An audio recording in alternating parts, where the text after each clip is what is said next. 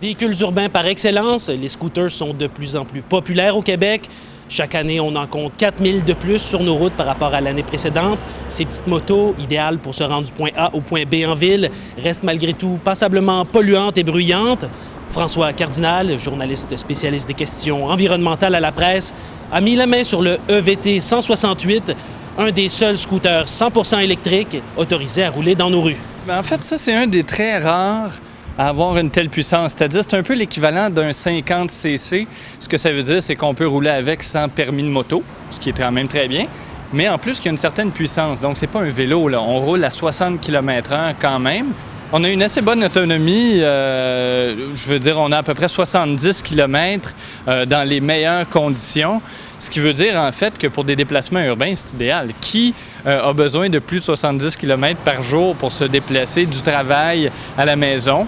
Alors, un véhicule assez bien, je dirais. Donc, on peut rouler sur la route, par exemple, on pourrait traverser un pont là, si on était sur la rive sud. Oui, c'est ça. En fait, c'est mon cas. Je suis un banlieusard. Je suis pas très loin. Je l'ai essayé sur les ponts où on a le droit de circuler en scooter, c'est-à-dire le pont Victoria, le pont Jacques-Cartier, non pas le pont Champlain. Mais sur le pont Jacques-Cartier, là, pour qui n'est pas craintif, parce que les autres véhicules roulent très vite, dépassent les limites, il n'y a pas vraiment de problème. Évidemment qu'il y a des côtes, il y a des petites descentes, donc on passe de 45 à 60 km/h.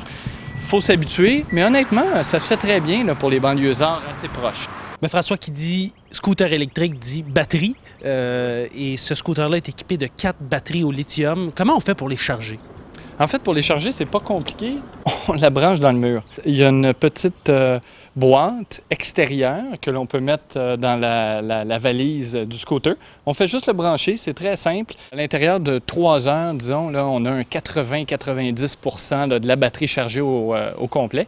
Le poids de la personne va varier la charge de la batterie tout simplement parce que le scooter en tant que tel est assez surprenamment léger.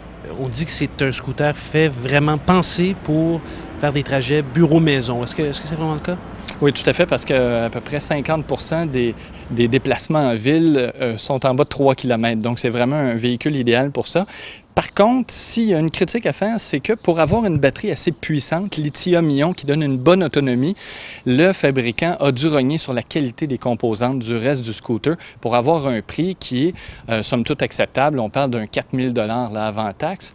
Tant et aussi longtemps que le prix des batteries va être aussi élevé, bien, on va avoir des composantes de moins bonne qualité, là. Et donc, pour rester dans des prix acceptables, bien, le véhicule est un petit peu...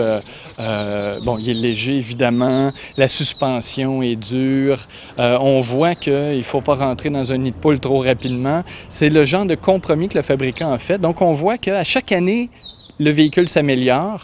Et là, pour l'instant, on a quelque chose qui, en ville, en tout cas, là, fait vraiment des merveilles, là. Merci François. Merci.